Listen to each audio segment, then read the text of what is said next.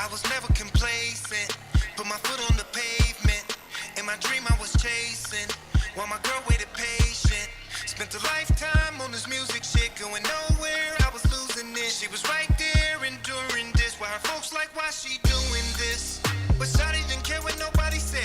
She was gonna ride to the day I'm dead, stay by my side when the others fled. So I'm convinced that she deserves it all. She believed in me when chances were real small. I picture me driving a foreign. Shawty, she riding the passenger side. Yeah, 3 in the morning, holding her head up, yeah. There from the beginning, there from the beginning. Oh, she was there from the beginning, yeah. Baby, you were there from the beginning. Shawty my ride or die, and she is my reason why. I keep on grinding to buy her expensive things that money can buy. Her beauty represents me well. She loves me and others can tell. Her heart is where my love would dwell. Talk about her man and she would rebel. I ain't ashamed, this ain't a game. She was right there in the storm and the rain. Endure the pain and the financial strain. Now she gon' shine with the fortune and fame. She gambled her life for me, she sacrificed for me. She deserves it all. It's only right, you see, no matter the price, you see. I picture me driving the foreign.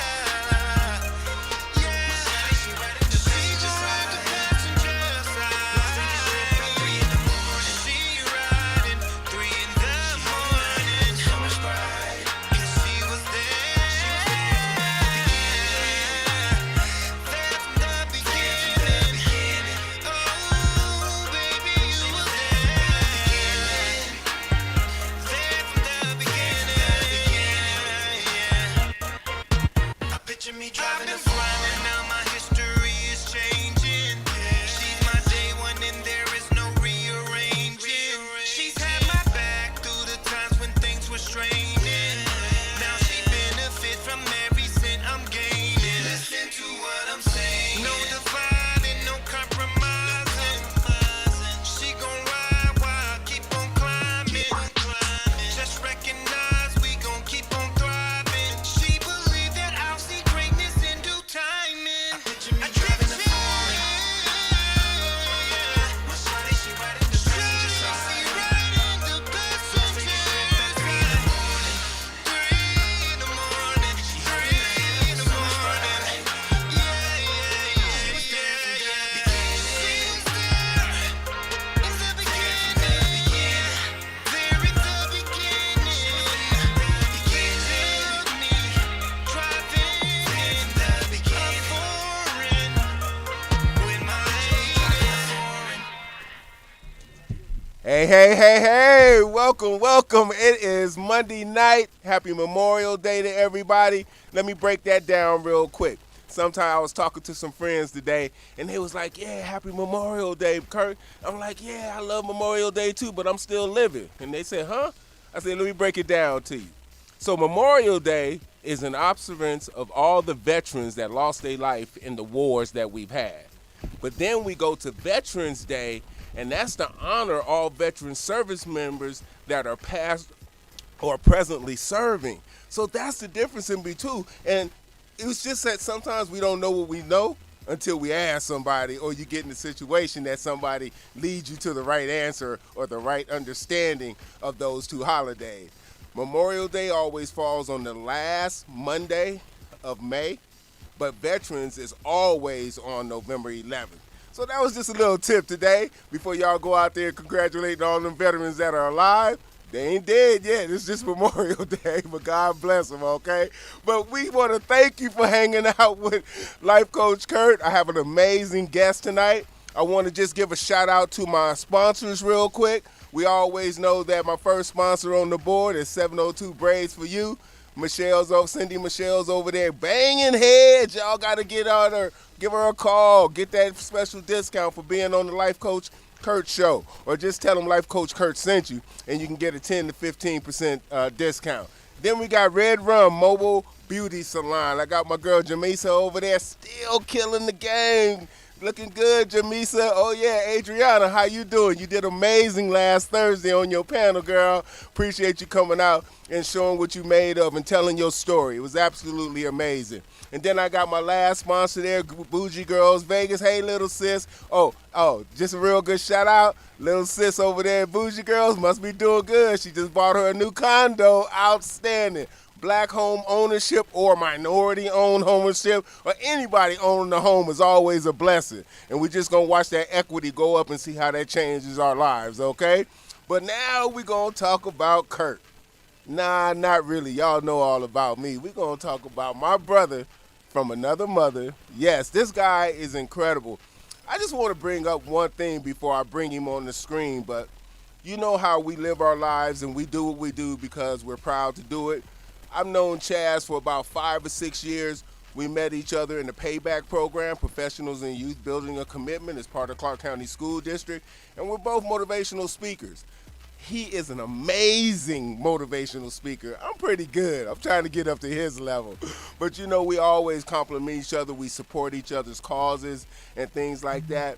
And last year, I happened to be blessed enough to have a bunch of people with me, and we went into this spot to get some food and enjoy the drinks and everything. Can I say the name of the spot? Go ahead. All right, it's the Sugar Factory. All right. We went into the Sugar Factory on Las Vegas Boulevard. And you know when you walk in somewhere and you say, oh man, I know him, that's Chaz. And so you just gotta get over there and say, hey, what's up? But you know what, when you really know that people will have a lot of respect for each other and what they do, Chaz made that the most incredible afternoon, dinner, lunch. I mean, he went way beyond anybody would do when it came to service.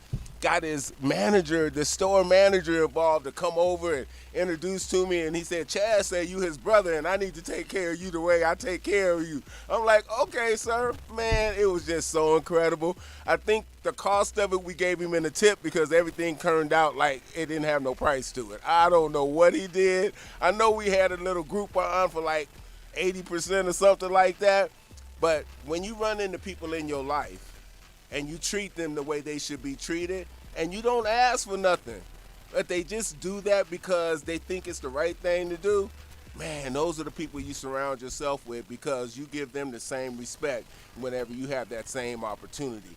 And that's what my mother did. I ain't never forgot that. And everybody's like, Kurt, you know everybody everywhere. Yeah, I love Las Vegas. This is our city. And when you're out doing work in the community, you meet community-minded, incredible people. So I say, don't just be your keeper, be your brother's keeper too, and get out in the community and do that work and watch what blessings come out. So if we could go ahead and bring Mr. Chaz Perez in and let everybody know, man, this is my brother right here. Absolutely incredible person. We're going to hear about his story. We're going to catch a clip of a video that he did on TED Talks, which just floored me. I think I watched it like 6 times, and I pick out little powerful things he says, and you be like, I hope everybody caught that. You know, so you'll get a chance to see it as well. It's a condensed version of his that he did after his original one. Absolutely amazing content. And there we go. How you doing, Chaz? I'm fantastic, John Kirtley. Happy to be here. What's good? Man, living my best life, and that's what this show is all about. It's about people that I've noticed over time that's actually living their their passion, and living their purpose. The passion that you have for your subject is absolutely incredible. I remember talking to you back in one of the schools when we first met and everything. I'm like, wow, that's really interesting, and that's a subject not many people talk about. You know, on my advertisement today, I was tossing it around what it was all about and everything, but I just want you to give us your version. We're going to have you talk and do the introduction, then we're going to key up this video for you, and then we're going to go into our questions and get through the whole program and make sure that everybody knows what an amazing person you are. So if you can, Chaz, give us a little bit about your background, how you got started in that field of dyslexia, your foundation that you have, and we're going to move through that. But you're going to do the talking, I'm going to do the listening, and then I'm going to throw some questions in between. Sounds fantastic. I'll give you about a 3 or 4 minute version of that. I grew up here in Las Vegas, born and raised. For those of you who know Las Vegas, I grew up behind the college on Cheyenne and at Pecos over there. Not a very friendly neighborhood. Went to Cheyenne High School. Grew up struggling. First grade was very difficult, not only environmentally but then in school as well. I could not learn to read. I tried so hard, I could not learn to read. In fact, there was a moment when we were doing a spelling test, and my teacher, Mrs. Wilson, made a comment to me over my spelling. She goes, "Are you stupid?" Ooh. Not another one of you. And I've weathered much abuse in my life, different forms, different kinds. But I'll tell you what, that narrative has been the most negatively impactful thing I have ever gone through. It's amazing what a word can do. Yes, sir. And so, struggling to learn to read, feeling that the future wasn't a place for me. Did not really learn to read probably until about 7th grade. I remember my dad used to spend time with me, letting me labor through books well below my grade level. Thanks to him and his involvement, I was able to catch up. I'm still not the perfect reader. I still have some issues here and there. But I know that a lot of kids, just like myself, do not survive that. Really quick, about 65% of people who have dyslexia, which is what I have, which is a reading, an issue that affects reading, do not graduate high school. 65% of dyslexics do not graduate from high school. We're talking about 1 out of 5 kids, right? Okay. Yeah, so it's 60 to 70% of us, of kids who are in detention centers, have dyslexia. Yes, sir. Half of all the youth and drug and alcohol rehabilitation centers have dyslexia. We know where these kids end up, right? Yes, We sir. know. Study out of Texas revealed that 80% of their whole prison population were illiterate.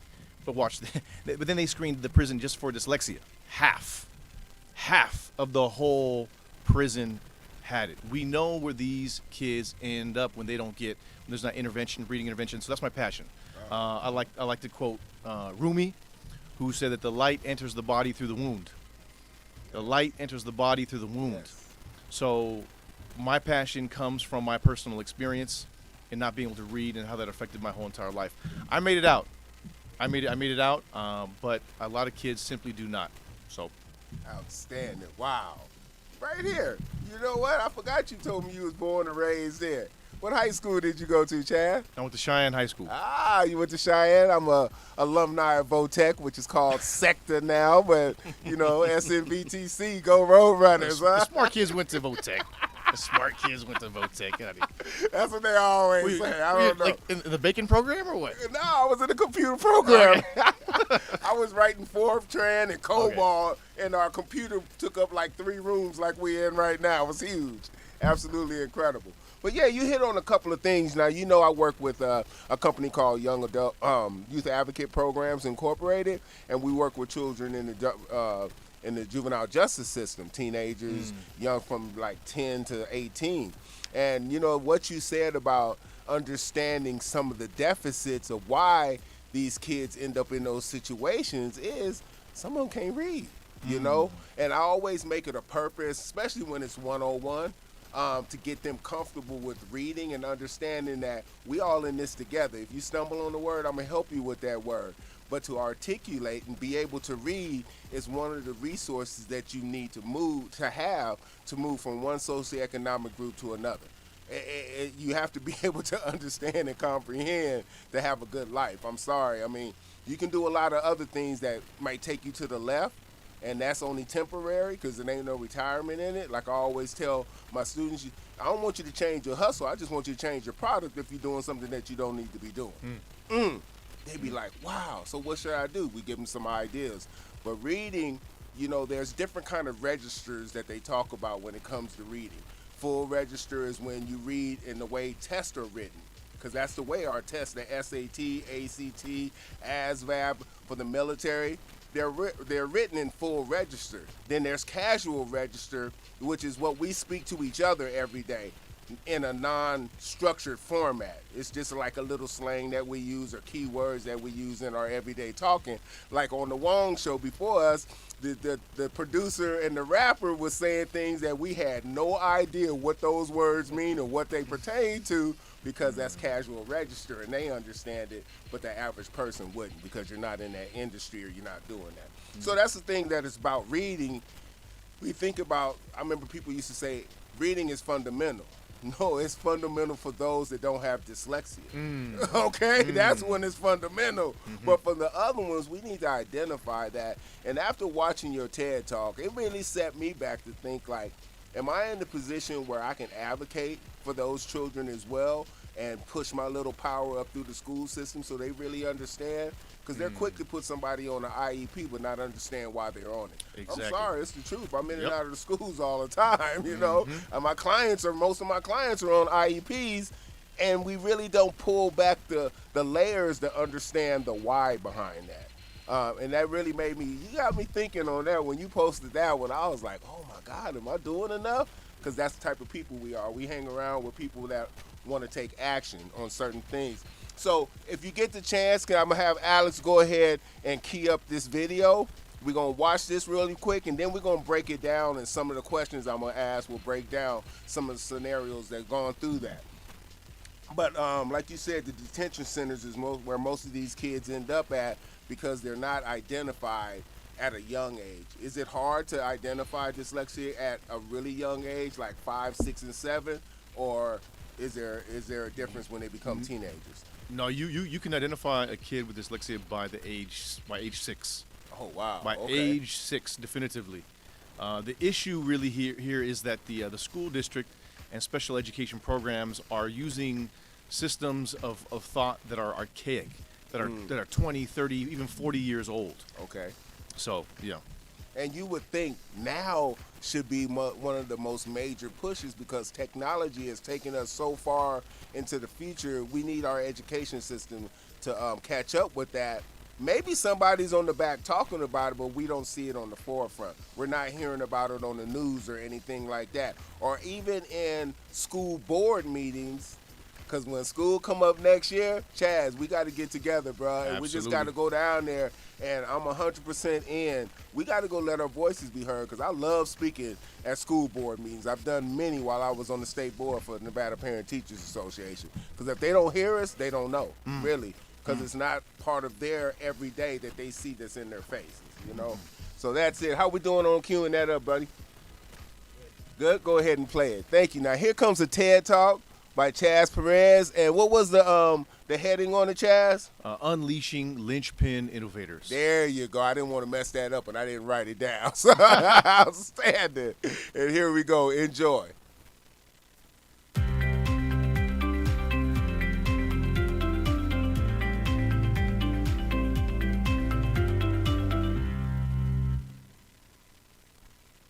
What if many of our greatest minds who have a unique superpower for linchpin innovations spanning many fields are today wasting away behind bars? And what if one of the main culprits were our very schools who are today ignoring the science of reading and are therefore preparing the next generation of children with this unique superpower of innovation for a life of shame and incarceration?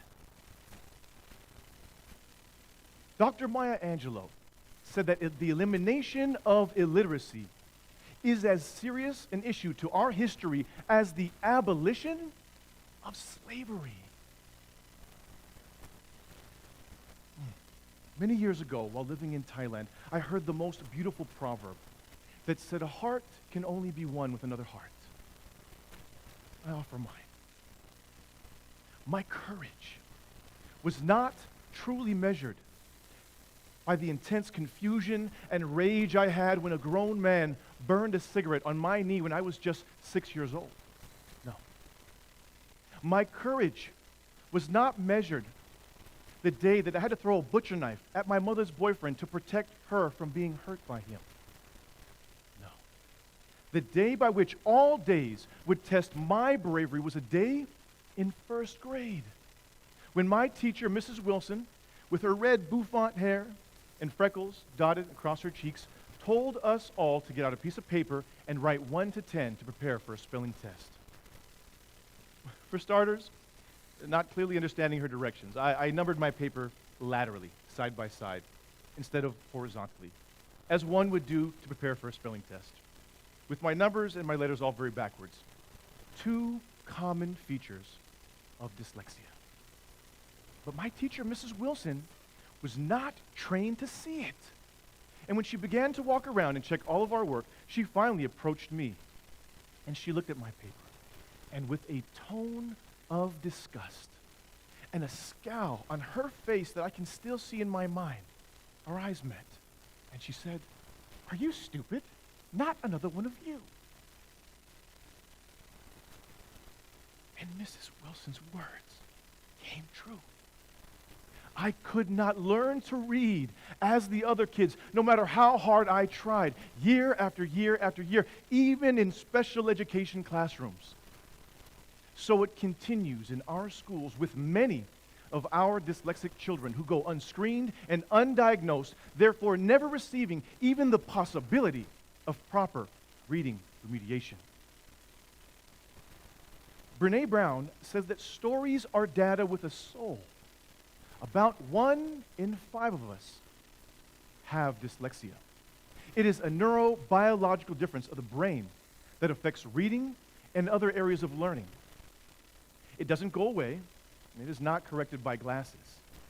But the real tragedy here, the real story, is that among those who have dyslexia, 65% of us never graduate from high school. And half of the youth in drug and alcohol rehabilitation programs have dyslexia. And 60%, and some research shows it could be up to 70% of youth in corrections have dyslexia. We know where too many of these children end up. A study out of Texas revealed that 80% of their whole prison population were functionally illiterate. But watch this. They screened one prison in particular just for dyslexia. Almost half of the whole prison had it. Is that a fluke, or would we find similar numbers to all those incarcerated? And is it any doubt as to why the vast majority of suicide notes, almost 90%, have dyslexic-type spellings on them? The data is compelling. The first benchmark of intelligence is reading, and when that becomes a space of systemic despair, the emotional consequences often result in a lifetime of shame. Gershon Kaufman, a psychologist and shame researcher, said that people who cannot read or cannot read well experience the same levels of shame as those who've engaged in incest. But allow me to frame it in a different way. I was about 9. My father bought a brand new computer and a small desk. And as soon as he set it all up, he said, "Chaz, do not play by the computer." As he headed to work the next day, I walked straight into the computer room to play on that fun new spinning chair. My arms are flailing, resulting in me clobbering the little desk and the monitor until it came crashing down on the floor. Hours later, he would return home from work, and now he's sitting in that computer room. And I'm sitting on an old, ugly brown couch with my clammy hands looking at my feet. Now, whoever raised you probably had a special name for you. Perhaps your name is Sarah, but your mother called you Sweetie. My dad used to call me Kiddo. And I'm on the couch, and I hear those final footsteps walk out to me. Now I'm looking at his feet and my feet. Do you know what my dad did to me? He picked me up and held me tight and said, "Don't worry about it, kiddo. I can buy another computer." What does that story have to do with dyslexia? Absolutely everything. What is proven by the shame researchers, you know perhaps intuitively, you cannot reach any potential in hiding. It's a safe space or a grace in real time, plus bravery that removes shame. And our current school systems have sent and are sending millions, yes, millions of our children into a lifetime of shame and hiding by not teaching them to read the way they learn. This epidemic is a mass production of non-readers and low achievers. And the economics data reveal the filthy truth. That is, that we are more willing to spend money to put illiterate Americans in prison than we are in teaching children to read the way they learn. And what is most disturbing of all of this is that for many decades, there has been research-based curriculum that can move almost all dyslexic children forward in their reading. The most dynamic, called the NOW program, developed by Dr. Tim Conway. But schools refuse to use it due to old or outdated policies. And with little to no mandatory training on dyslexia in the teacher accreditation process, who can blame the teachers?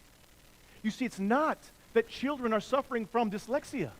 No, it's that teachers are suffering from dysteachia. As a leader in the field likes to put it. And there are very expensive private learning centers in every major city that have a virtual 100% success rate in remediating children with dyslexia using a research-based multisensory method.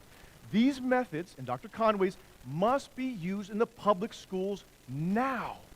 Children are suffering while adults are fumbling and deciding what to do. And we should not be shocked to find that among our communities of color, children with learning disabilities experience much higher rates of school disciplinary action and even higher rates of school dropout. Who in our society is suffering from extreme, disproportionate incarceration rates? You know the answer. There's simply a deep relationship to getting your child's reading needs met and your income. George Bush I was right when he said that reading is the new civil right. Because if you cannot read, you cannot be educated. If you cannot be educated, you will not succeed.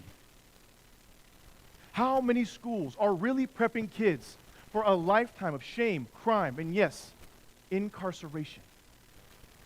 Reading is the new civil right, and dyslexia needs to be intertwined with our national conversations on race, inequality in the school-to-prison pipeline. And what's so peculiar is that schools screen for hearing problems, they screen for vision problems, they screen for lice. But they don't screen for dyslexia, an issue that affects about 1 in 5 kids. How many children have been passed through the system, unscreened, undiagnosed, passed as behaviorally untreatable, believing that they are not smart, unfit for a dream, when one of the main pieces in this equation that's not smart are the policies on dyslexia that are in place, and the belief by any teacher, parent, or principal that would suggest that dyslexia is only a weakness. Maybe it's our very beliefs that need to change, because dyslexia can be a superpower. Now, when you see me, do you see a man with originality, or do you see a man with a disability? According to a study out of the UK, 97% of people see dyslexia to be purely a disability, when there is no correlation to IQ. And Dr. Sally Shaywitz, a leader in the field out of Yale, says that it's actually like an island of weakness in a sea of strengths. Let us focus just on innovation. Our wheelhouse is out-of-the-box thinking, because we ourselves were never in the box, seeing things that neurotypicals often cannot see, noticing connections and patterns, which often translates to an uncanny ability to seeing outcomes while having only partial data. I've heard some researchers refer to this as fortune telling. This was the gifting of Steve Jobs, Henry Ford, Walt Disney, Michael Faraday, the scientist, who are all dyslexic. In other words, we often have the genius of seeing the tree and the seed. Is that not the magic of living in unseen possibilities that we all covet? We, dyslexics, are responsible for the light bulb, the movie camera, flight, the telephone, the iPhone, IKEA instruction manuals.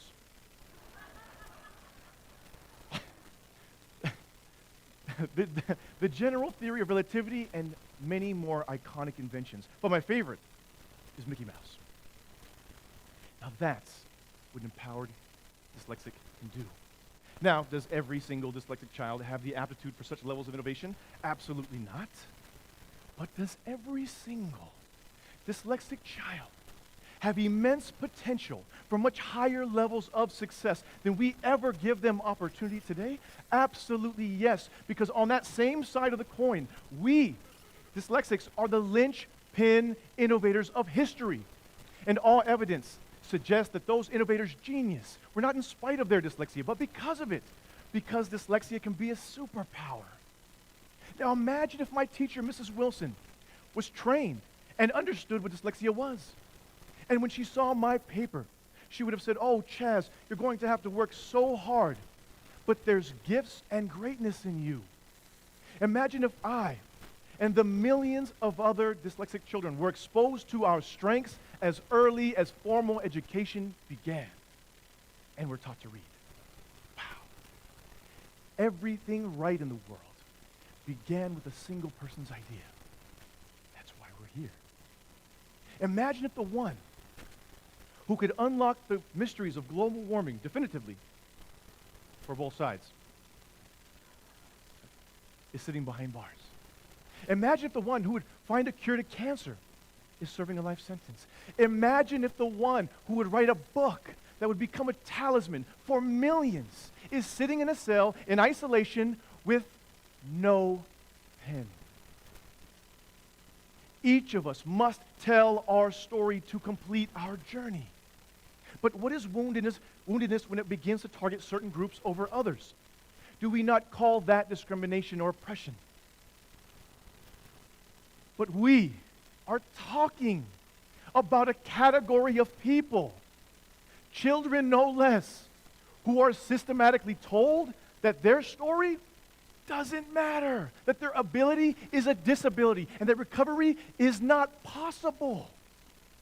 My hope is to put a new and different image in your mind of oppression, one that is affecting all of our schools, your life, and the future innovations that will heal our world. This is a repression of innovators, of brilliant children incarcerated, and the tragedy of wasted talent. And one of the keys is this, and we say it in dyslexia all the time, that if a child cannot learn to read the way we teach, it's time we teach the child to read the way they learn. Some would ask, what about me? All I can tell you is that one day, somebody showed me a grace in my reading. My dad would sit with me for hours, letting me labor through books well below my grade level, until one day, many years later, I caught up, read my first book cover to cover with true comprehension in 7th grade. I was blessed. My dyslexic dad had the genius to see the tree and the seed. And since then, the kindness of another mentor, I've been paying it forward. I spent years overseas loving the poorest of the poor, doing abolitionist work in Asia, serving Muslim immigrants in Europe, and working in special education classrooms. But most recently, I founded a nonprofit that helps children with learning differences find new narratives about themselves, because dyslexia can be a superpower. And my gift of innovation is with words. Now, I paint those words on the hearts of men, women, and children. But today, I'm talking to you. Listen. What shame are you on the cusp breaking out of? Don't worry about it, kiddo. There's a tree in the sea. Thank you.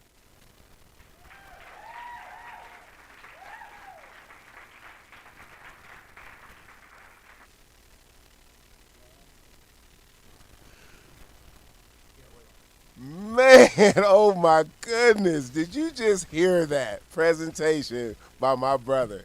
I'm sitting up here and I've watched it many times, but I just puts a smile on my face listening to Chaz articulate every inch of that presentation. He must be a Toastmasters guy. Must be. Must be some Toastmasters up in there. Absolutely incredible. I'm sorry. Oh. Before I let you go and tell us a little bit of how that all happened, I got to give some gifts because my brother was dropping keys, dimes, quarters. I mean, let me hit a couple of them. I got them all over my paper. I had like 15 other questions, but I'm going to just go to here. Man, the tree and the seed. That's what it is, man. Our kids, we're the Opens up trees. everything right oh there. my Everything. goodness. And let me tell you how powerful your word is. As individuals, as people, our words are so powerful.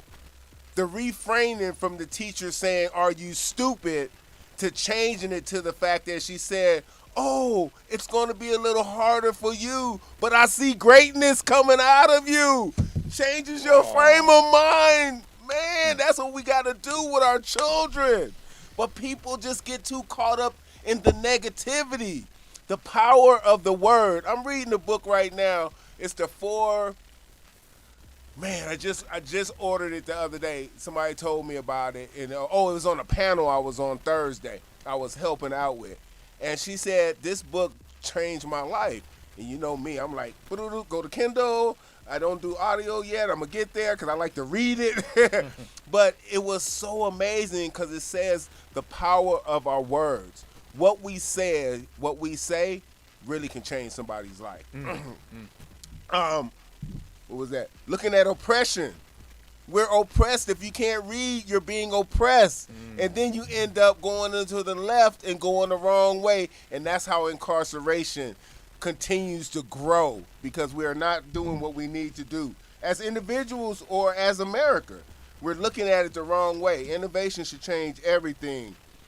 Reading is the new civil right. Come on now. Reading is the new civil right. Because if you look at the whole movement, any movement, it has a backside and it has a front side. If we can get more people to read, we can deter increasing incarceration. Yes, sir. Come on, they go together. It's a parallel right there. Prison to reading. Man, that says reading to stay out of prison. I like that even better.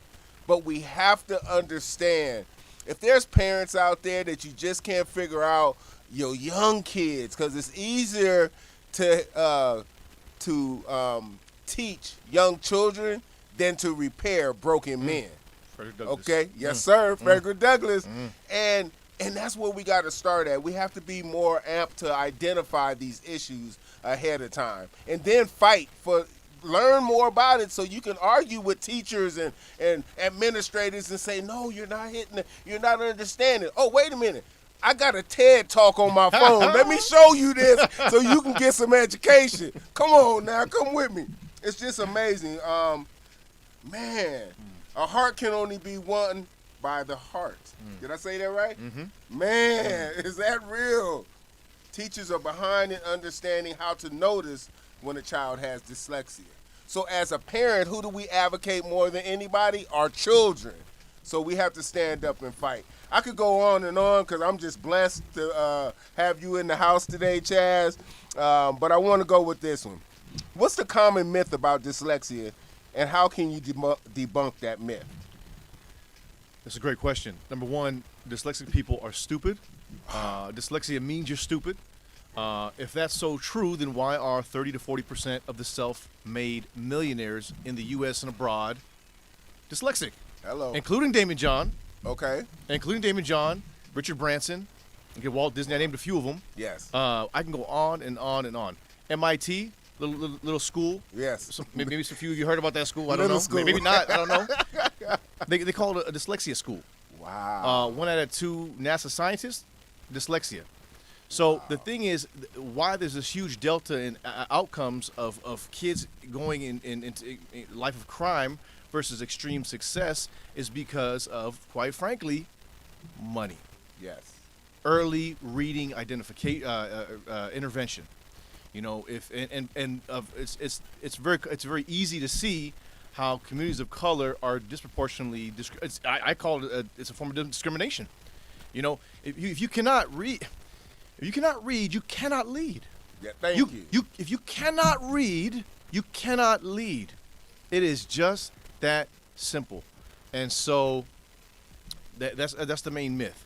That and you know what? A good friend of mine who is a DJ on 88.1. Okay. He said it perfectly. I won't name him.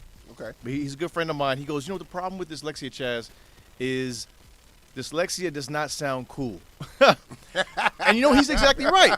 Okay. He's exactly right, because if dyslexia was propagated in a better way or marketed in a better way, Right. it would change the narrative on the minds of parents, teachers, educators of all levels.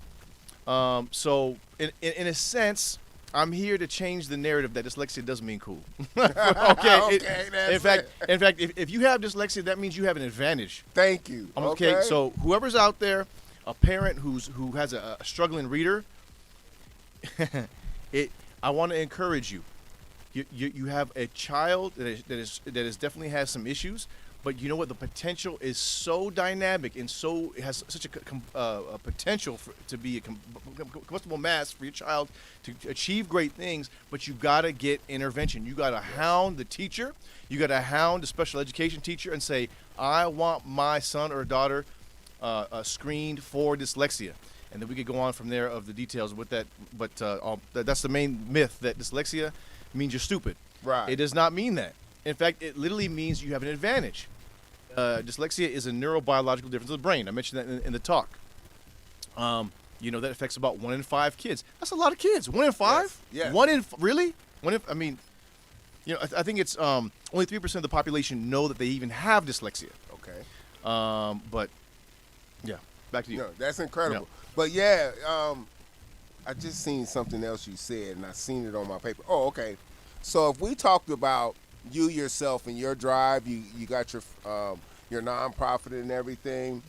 Of the many accomplishments that you've achieved along this journey, trying to get this information out of us about being dyslexic, what would you say was your biggest accomplishment? Was it when you opened your nonprofit, your foundation, or was it just helping change some people's mind about how to look at it, like with this TED Talk you did? No, I would say definitely the TED Talk was the biggest accomplishment because it has the biggest reach. Okay. Yes. I do have definitely more personal stories that I could share talking to kids as you do. Of just for example, I was talking to a special ed classroom. This is right before the pandemic hit, and I told this a simple story. And I look out to the little classroom of about 20, 30 kids. That's what we do. Not a single dry eye. Not a single dry eye. It's the power of connection. It's the power of vulnerability. It's the power of, I struggle with this too. You can come out. It's not just you, and I'm making it. You can make it. Touch that heart. Yes, You know, sir. that's what it does. You got to reach the heart and let people understand. Already got that one.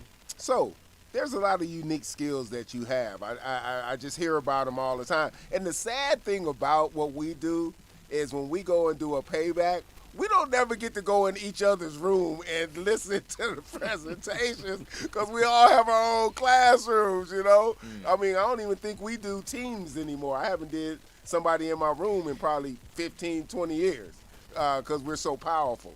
But what unique skill that you have, that you think you have, that helped you achieve the success in your field? I'll quote Steve Jobs here. He says, the most powerful person in the room is the storyteller. Yes. Why? The reason is because by telling a compelling story, you can circumvent someone's logic. And not in a bad way, but in a good way. You can go right to the heart of the issue. Yeah, exactly. And when reading became difficult for me, I became stronger in speaking, in communicating. Okay. So it's literally what the devil meant for evil, God meant for good. Okay now. Exactly. Wow. All things work together for the good for those who love, him. And so, but with that, no, definitely the greatest advantage is that I've become a better communicator, and particularly with storytelling. I have a arsenal of maybe hundreds of stories that I can use on cue to communicate exactly what I would like to communicate. And it is as sharp as a scalpel with a doctor with a scalpel in his hand, communicatively. Okay.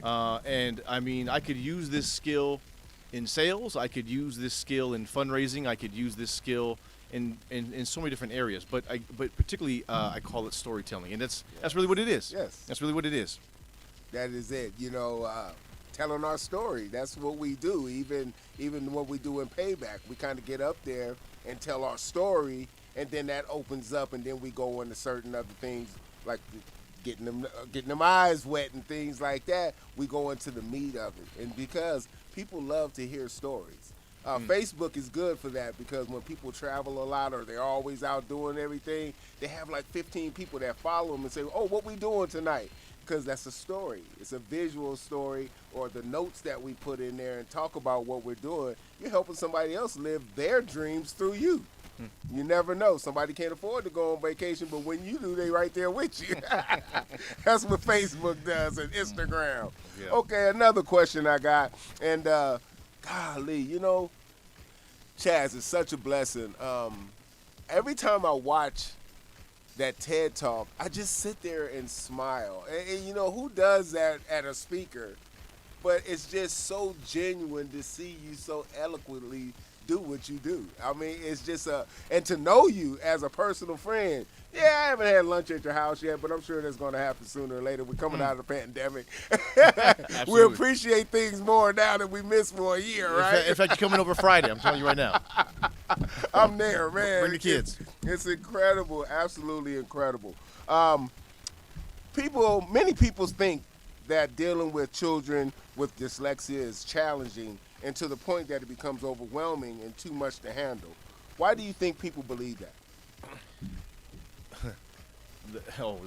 It's because so when a child does not find, take a kid who has a troubled home life, or Yes. perhaps even a little bit, so he goes to school and is hopeful and is changing the environment, and he's looking to have some sense of mastery in that new space. Okay. And then he fails year one, and then he fails year two, and no matter how hard he tries, he keeps failing. I think that the thing that the culture at large does not understand is the emotional consequences when a kid cannot learn to read. Of course he's going to act out because he's looking for attention and another space to find mastery in, even if it's comedy. And how many times have we seen that? Yes. One of my favorite comedians, tip of my tongue now, Kevin Hart? He did a TED Talk. No, Michael. Oh my goodness. Whatever. Yeah, whatever. Anyways, he credits his dyslexia from his comedy. Right. But the point is that a lot of kids act out behaviorally because they find no mastery in school because they cannot read, which is the first benchmark of intelligence. Yes. Okay, and so of course the teacher's gonna be irritated, and principal's gonna be irritated dealing with the same kid. Well, I'm gonna tell you, principal and teacher, is because you are not using a program that is able to teach these kids to read. You're using absurdly archaic reading, early literacy material. It is not working. Okay. Jar Jesus, if you are listening to this, I hope this gets to you some way. You have an opportunity to reform the whole Clark County. Use Dr. Tim Conway's stuff, and you will find tremendous success. That's a word to the man there. But plug, that's it. We need to go talk to him personally. Reform. We need an overhaul. It's not working. Okay. Yes. No, man, we got work to do, and we got to get their attention. And I think at this upcoming school year when everything opens, they're going to be bombarded by a lot. But this makes sense. It really makes sense, and we got to get it moved to the top of the agenda. Just like the algorithms on social media, you got to keep hitting it to keep it at the top. Yep. You got to keep posting so you get more views on it, so people understand what you need to do, what they need to change or hear. Oh man, life is good. Now, these next set of questions, these are some of my fun questions. But first, I remember you said Walt Disney. He was dyslexic. And then you mentioned Mickey Mouse. How ironic, because I've listened to that so many times, that as every one of my guests, they get a dear gift from me, but yours is in the Mickey Mouse bag. This is the way we do it sometimes. Beautiful. Look at that bag. There you go, sir. Oh, man, thank you. One of those one of my Wow. beautiful shirts are in there. Go ahead and pull it out, I'll take a pull it look out. at it. Okay. And it's the amazing color. One of my sponsors, she does a great job at making these different shirts for me and keep me going. So every one of my guests that come on get a shirt, and that's great. Hey, living your best life with Life Coach Kurt, and the passport out of poverty is education. See that correlation? Come on now. It's Help connected. me. It's connected. It's connected. Connect those dots. Connect the dots. That's it. So, some of the fun questions. These are some of my favorites. So, if you had to have a favorite word, mine is outstanding. I'll probably say it like 50, 100 times a day if that's a number, because, you know, when you look at things in a positive light, everything is outstanding. Even if it's upside down, you're going to flip it. It's just the way my brain is wired, because I have to be conscious of my words. So what is your favorite word? My favorite word is epiphany. Epiphany. Epiphany. Nice. Yeah, it's Go ahead and break it down for me, what it means to you. For me, it means when there is a convergence of information plus divine intervention where your mind has that illumination. And it takes it looking like, wow, I've seen this before. Bing, what an epiphany. Okay, I like that. I like that one. Okay. Now, this is a hard one when it comes to people like us, because we never look at what we're really not good at. But what would you say something you're really not good at? Oh, there's a long list of That things. list. My wife would say details. Hey, Maybe, she better write it down if you want to hold I me know. accountable to it. No, she's great too, by the way. That's Beautiful. And congratulations on your recent marriage. Thank you, That's a thank you. beautiful thing. Thank you, I can't yeah. wait till your first year anniversary so I can dance. Absolutely. No, you know, the issue with dyslexia is I cannot spell. Oh, okay. I cannot Okay. spell. I struggle with spelling even to this day. It embarrasses me in different situations and circumstances, but definitely I'm a horrible speller. Okay, you get through it though. Yeah, You've learned to get through it. Mm-hmm. That's it. Hey, I got a couple more questions, but I'm gonna give a shout out to everybody I see in the feed. We got Cindy Michelle, one of my sponsors for 702 Braids for You. Hello, Amber Jones is watching. Hey, Life Coach Amber, Coach Amber J. That's it. And then we got Tara Brandon was watching. Courtney, we're going to get that information to you as soon as I finish these couple of questions. He's going to give you all the handles where you can get in contact with the program that he has. Cindy, where you been, my friend? Thank you for dropping in today. It's always a plum-pleasing pleasure to get the opportunity to see you in my feed and supporting your boy. I appreciate it. Yes, indeed. So here is one more question. If you were a type of food, what type of food would it be? I think I got an idea, but you can go ahead and shoot it out there. Oh man. Well, if anybody, oh wow. Okay, look. So I'm gonna get cultural. Okay. Okay. I'm gonna get Eastern on you. In northern Thailand, they have a mystical food known as cow soy gai. Cow soy gai, and it's half soup, half pasta. It's a red curry with coconut milk, so it's spicy and creamy Okay. at the same time. Usually served with the drumstick, so it's meaty in texture that you peel off the bone. It has egg noodles and crunchy noodles, so it's chewy and crunchy, Okay. with a little bit of pickled radishes and with some squeeze of lime. So it's sour and a little bit of sweet. It's a complete balanced combination of food, and I like to see it. I'd like to say it. It's an embodiment of who I like to be, or who I'd like to try to be. A balanced human being. We got to work on that one. So you said northern Thailand. Is that up by, let me see, Kuala Lumpur? I'll say No, that's Malaysia. I'm sorry. Thailand. So we go up to Thailand above Bangkok? above Bangkok. The biggest city is going to be Chiang Mai. Chiang Mai. Okay, because I've been to Patio Beach. Okay. That's a little further south, right? Yeah, then Bangkok, and then Chiang Mai. Wow. you know, I've been around. I know you done traveled extensively, and I've had the favor of traveling through the military and getting to a few places. So, man, but you made that sound like it would sound better than pho. Yeah, it sounds better than eating some pho. It got all this other stuff in it, you know? That's great, my friend. And when we're heading down the stretch, this is a tough one for you. And most of my guests they have a different view on what they look at in this one. So if you can switch lives with someone for a day, who would you choose? 24 hours, one day. Living, right? Living. Yes, living or gone, it doesn't matter. Living. Yeah. Okay. Yeah, anybody that Let's really see. enticed you or really is exciting or you stand by what they believe is your beliefs, go ahead and throw one out Okay. there. I'm gonna go biblical. Why not? Okay. I'm gonna go biblical. Why Okay. not? You know, it's okay. Let's see. I'll go Moses. Okay. I'll go Moses, Okay. and I want to see that burning bush. There you go. Okay, you know, want to get the real word. Yeah, I want to get the real. I want to really. I thought you was gonna say David at first I because thought of David, but you know, the school district is Goliath and we need to slay them and get them to understand. But no, Moses, I heard Right. that. Free your people, bro. Free everyone that's got dyslexia. Yes, sir. And we want to get you right. You know, and it's a challenge. Does it, like you said, is every single one of those kids are going to become scientists or nothing like that? No, but they still going to become a better person. You know, everybody doesn't reach that epitome of what their potential is, but if we don't give them an opportunity to, dang, we done already failed them. And you know, and that's what our education system is kind of doing right now, and it's a shame that that has to happen.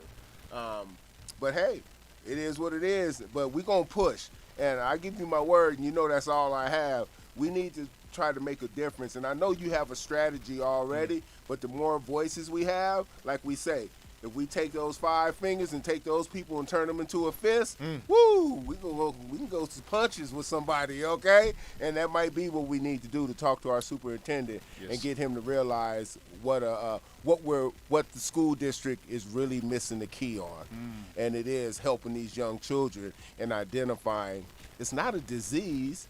It's a superpower. So we need them to identify and understand what this superpower is. Because they probably don't know the facts. They're educators. I know they've done a lot, but sometimes they get overwhelmed and forget about the little things that could change something big. And, you know, that's what society is about. So what I want you to do, man, you done did an amazing job. I love you, and it's all good. If you can tell us all your socials, how they can get in touch with your nonprofit, because one of the ladies asked about that, Miss Courtney Wormwood. Oh, Courtney, yeah. I used to actually mentor her son, so that's pretty good. He was in my program for a little while. Amazing guy, Kamarion. Absolutely amazing.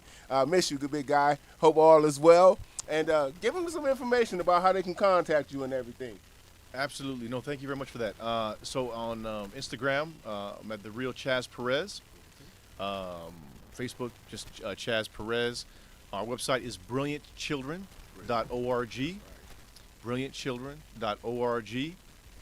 And with that, one word I would say is if you feel passionate about this, or if you perhaps know somebody who has dyslexia, or maybe you just feel compelled of how dyslexia is disproportionately affecting our children, what can you do? Get that TED Talk into the hands of educators. It's just 15 minutes of their time that could revolutionize how they think about early literacy, because we have to make a change, and it's affecting our kids. I call it the phantom menace of what's going on right now in terms of early education. So there you go. Outstanding. Oh, Chaz, absolutely incredible. Now, Chaz, did I miss anything that you wanted to put out? I know I asked a few questions and we watched the video. We dropped some dimes and some gifts about what can be changed and what we can do. Was there anything that you wanted to get out and say that I didn't get hit on? No, you're good. But John Curley, I do want to say thank you very much for bringing me on the show. It's been a pleasure knowing you all through the past 5-6 years or so. You are an outstanding human being. I appreciate that. Every sir. conversation that I have with you, is full of salt and light and goodness and just power. I did actually, you don't know this, But there was a time that you were speaking during payback. I did peek, open the door a little Oh, bit. okay. You didn't see me, but you bring the fire, sir. You bring the fire, and you are a transformational speaker. And congratulations on the early win that you had. Thank you. Yeah, I'm gonna talk about that. About Yes, that too. sir. Yes, sir. Well deserved. Well deserved. Well deserved. Yeah. Thank you very much. So I got an upcoming event coming up that I've actually been blessed enough with Nevada Partners over there off of Lake Mead Boulevard. It's going to be a 6-week life coaching program and life skills program that's going to take you from one level and identify some of the areas of strengths and weaknesses, and we're going to take those and put them into a plan that helps you become better in securing your future. It starts June 17th. It's on Thursday nights from 6 to 8 p.m. You can contact me at Life Coach Kurt, or you can email me at lifecoachkurt.com, or you can hit me on my DM at Life Coach Kurtley, Life Coach Kurt Kurtley, and give me if you want to be a part of it. It's 6 weeks. It's 2 hours a night on Thursday nights from 6 to 8 p.m. We'll be providing, if you need transportation, we'll be providing Uber cards or bus cards, but you have to come every week for 6 weeks. There's going to be a huge graduation, and then after everybody graduates, a week later, they're going to do a camping trip out somewhere up in Mount Charleston, I believe it is. You'll get a $250 gift card to Burlington to go buy clothes and everything you need. This is going to be epic. I'm teaching 4 of the 6 classes, but I got 2 powerful speakers coming in to teach what they do in their expertise. One of them is trauma, and the other one is relationship building and understand the dynamics of dating. So, hey, if you're 17 to 24 or even older, I'll take it up to 30 years old, because we all don't want to miss an opportunity to get out in our community and let you know that we have all the tools you need to succeed. Just come and be a part of this event for 6 weeks, and I guarantee you when you walk out, your life will be changed. And we'll follow up with you and see what you're going, and you'll always have access to me if you stumble, if you get those deliberating beliefs that's just holding you back. We're going to go through that as part of the training in this 6 weeks. So I want to say stay blessed as always, stay blessed and highly favored. Shout out to my 3 sponsors. I got 702 Braids for You, doing the braids, frontals. We got new wigs, everything. She's just blowing up over there. It's absolutely incredible, the works that Cindy Michelle is doing. And then I got the Red Rum. We got the mobile hair salon with Jamisa over there. And last but not least, congratulations again to Sister Courtney. She got her new condo. Congratulations. Home ownership is a blessing. But you got Bougie Las Vegas, Bougie Girls. Go ahead and get some of this bling I'll be wearing. And also, I just wanted to, I went by Chef Jeff Project today. You know, that's another program that I really am a part of and love watching the growth that we're doing over there. Chef Jeff is doing an amazing job with these young adults, and they're graduating from high school. They learn how to be top-notch chefs, and I go over there anytime I can and help them out, give them rides. This morning I went over there and bought lunch and breakfast and everything, so shout out to Chef Jeff Henderson and the Chef Jeff program. As I always say, stay blessed and highly favored. Living your best life with Life Coach Kurt. I'll see you next Monday at 8 p.m. Thank you very much, and stay blessed.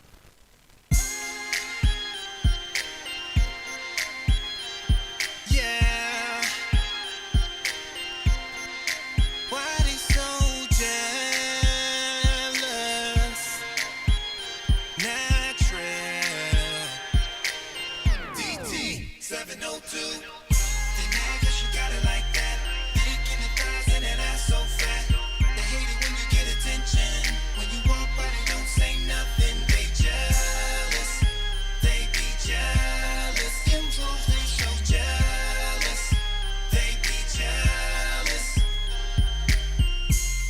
Turn heads when she walk in. Superstar paparazzi start flocking.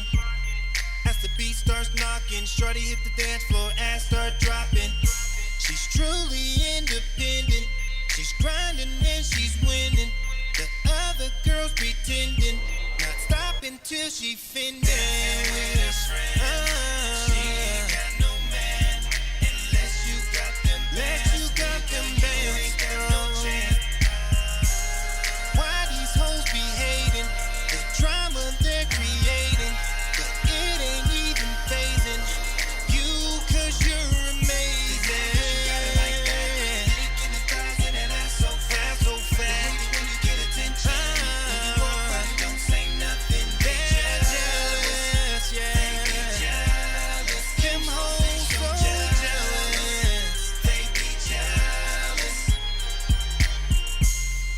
the room when she enters. Everyone's attention, she is the center.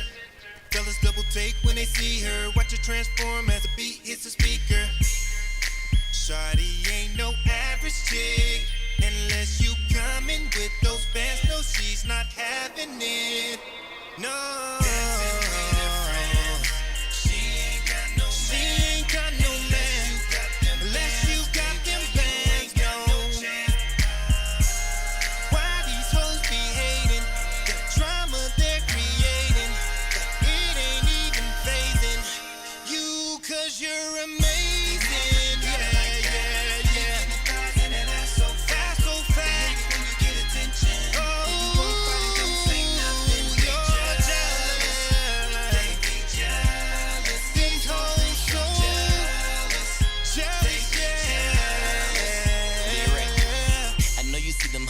Over there, 'cause everybody in the club stop and stare. Them thick thighs.